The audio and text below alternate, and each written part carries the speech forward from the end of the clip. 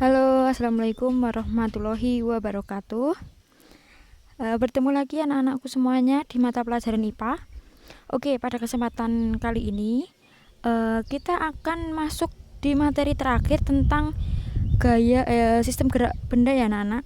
Jadi materi terakhir ini adalah gaya dan hukum Newton. Oke, sebelum ibu lanjut pembahasannya, silakan anak-anak untuk memperhatikan dan juga mempersiapkan alat tulisnya. Dan selama memperhatikan nanti jangan lupa ya anak-anak untuk mencatat pembahasan atau materi yang nanti ibu sampaikan. Nah, jadi tujuan pembelajaran kali ini anak-anak mampu mengidentifikasi gaya pada benda, dan juga anak-anakku semuanya diharapkan mampu mengidentifikasi hukum Newton 1, 2, dan 3. Oke ya, udah tahu tujuan pembelajarannya, langsung saja kita bahas satu persatu tujuan pembelajarannya. Nah, gaya. Oke ya, anak-anak di sini bisa lihat ilustrasi terkait gaya. Nah, seperti yang kalian sudah ketahui waktu SD ya. Nah, gaya itu apa toh? Kalian bisa lihat di sini, gaya itu adalah tarikan ataupun dorongan yang menyebabkan perubahan bentuk, arah, gerak, dan juga kecepatan benda. Nah, itu ada yang saling mendorong mendorong kardus ya. Itu ada yang menarik, ada juga yang mendorong. Nah, itu tarikan atau dorongan itu bisa disebut dengan gaya. Terus ada yang bermain ayunan. Nah, itu yang mendorong, itu memberikan gaya pada yang main ayunannya. Kemudian untuk satuannya, jadi satuan gaya itu ada dua anak-anak, menurut satuan internasional dan menurut CGS. Nah, untuk menurut satuan internasional itu adalah Newton, atau bisa disimbolkan dengan huruf N besar. Nah, ini kalian mesti udah gak asing lagi anak-anak. Sedangkan untuk satuan menurut CGS itu adalah Dyne, atau disimbolkan dengan D kecil. Nah, biasanya itu yang dipakai itu adalah satuan internasional, yaitu Newton atau N besar, gitu ya. Nah, alat ukur gaya. Jadi gaya itu bisa diukur, yaitu dengan menggunakan neraca pegas atau dinamometer. Nah, neraca pegas itu yang kiri ya anak-anak. Nah, ini adalah neraca pegas, dan yang ini adalah dinamometer. Oke, ternyata gaya itu dibagi menjadi dua, yaitu gaya sentuh dan gaya tak sentuh. Nah, dari pembagiannya aja udah kelihatan ya, gaya sentuh berarti gaya itu membutuhkan sentuhan langsung terhadap benda. Contohnya gaya gesek, gaya otot, gaya pegas, gaya mesin. Nah, gaya gesek itu apa toh? Nah, sentuhan. Berarti kita menggosok-gosokkan, misalnya kita menggosok-gosokkan tangan kita agar bisa menimbulkan rasa panas apabila kedinginan. Nah, itu merupakan gaya gesek. Nah, gaya gesek itu bersentuhan, berarti gaya gesek merupakan gaya sentuh. Dan juga berlaku juga seperti gaya pegas, gaya otot, dan gaya mesin, gitu ya anak-anak. Kemudian yang kedua adalah gaya tak sentuh. Tak sentuh berarti gaya yang tidak membutuhkan sentuhan langsung terhadap benda. Contohnya itu gaya magnet, gaya gravitasi bumi, dan gaya listrik, gitu ya. Oke. Nah, resultan gaya. Apa toh resultan gaya itu? Resultan itu apa toh anak-anak? Jadi resultan itu adalah penjumlahan ataupun bisa juga hasil dua atau lebih gaya yang bekerja pada suatu garis kerja. Nah, resultan itu simbolnya R besar. Nah, kalian bisa lihat di sini resultan gaya apabila gayanya itu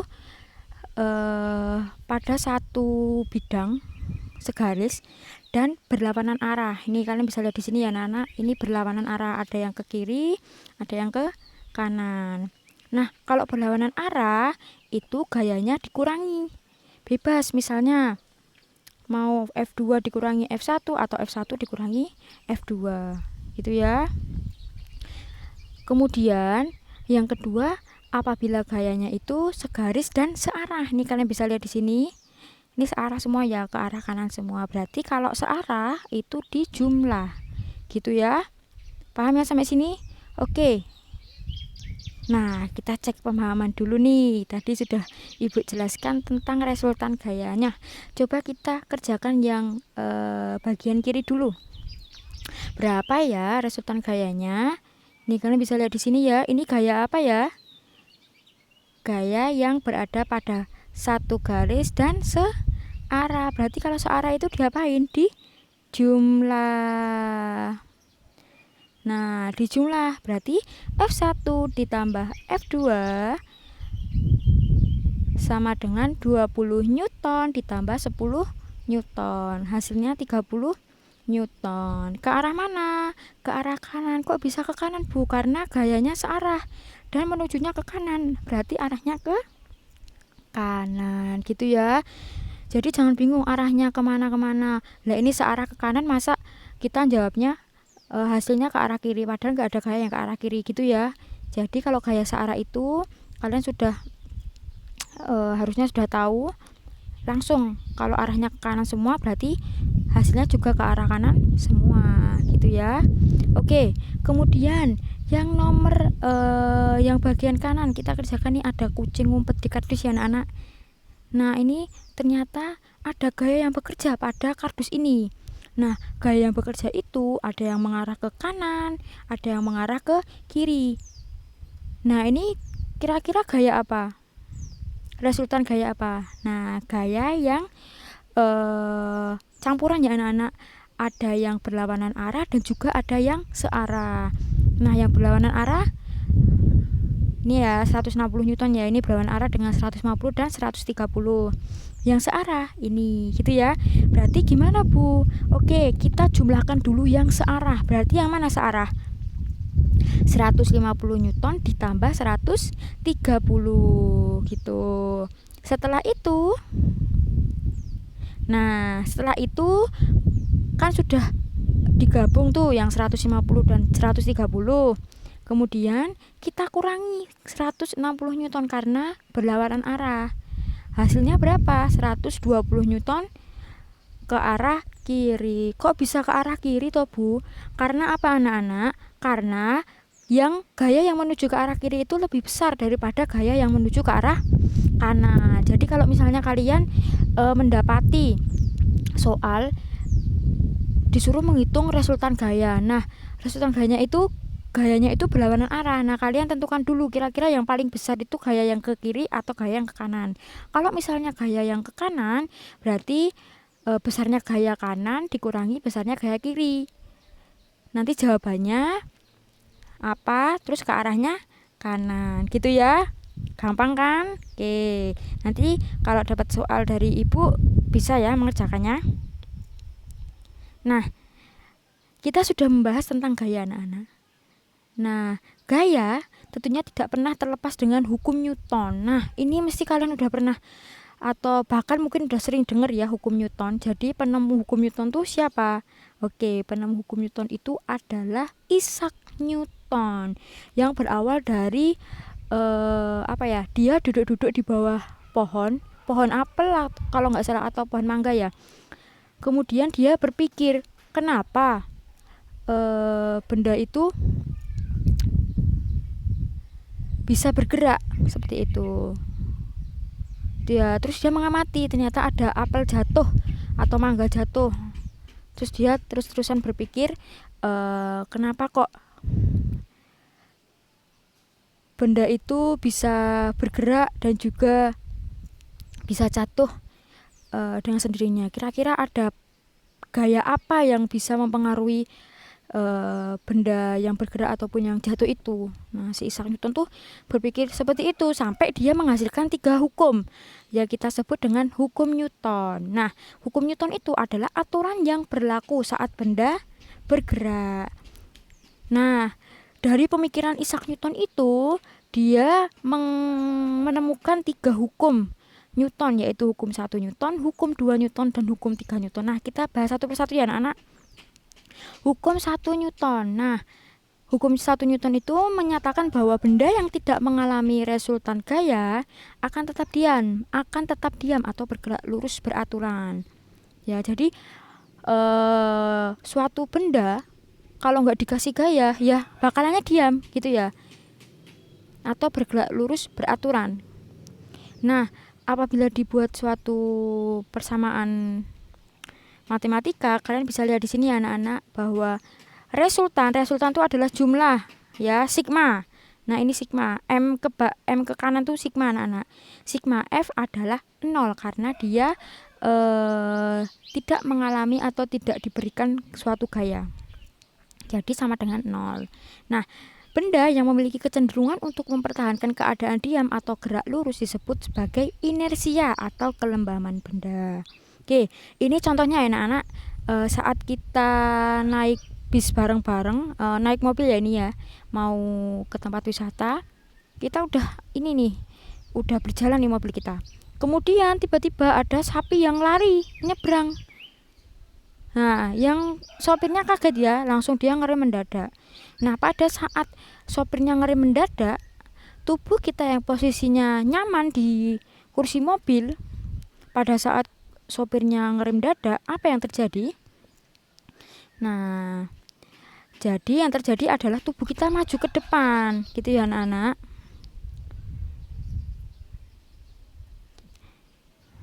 Jadi tubuh kita itu mendapatkan gaya dari bus atau mobil yang melaju. Nah, ini posisi duduk yang nyaman di dalam bis, di dalam mobil ya anak-anak, itu berada pada bunyi ini. Setiap benda akan cenderung lurus beraturan jika diberikan gaya. Tubuh kita berusaha kembali ke posisi semula, berada pada bunyi. Setiap benda akan diam jika tidak diberikan gaya. Nah, saat sopirnya ngerem dadak, kan tubuh kita maju tuh. Setelah si sopir sudah berhenti ngerem, tubuh kita akan kembali pada posisi semula. Nah, itu berada pada statement kedua ini anak-anak. Setiap benda akan diam jika tidak diberikan gaya. Gitu ya anak-anak. Oke. Hukum Newton 2 atau hukum 2 Newton. Nah, hukum 2 Newton ini menyatakan bahwa percepatan gerak benda itu berbanding lurus dengan gaya yang diberikan dan berbanding terbalik dengan masanya. Nih, kalian bisa lihat di persamaan ini anak-anak.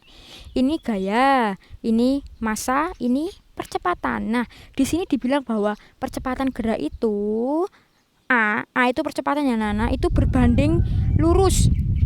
Nah, ini berbanding lurus ini dengan gaya. Tapi berbanding terbalik dengan massa. Nah, ini berbanding terbalik. Kalau misal massanya Ibu pindah di bagian sini kan sama dengannya per m. Berarti percepatan itu berbanding terbalik dengan massa. Jadi jika dilihat dari, nah ini F per M sama dengan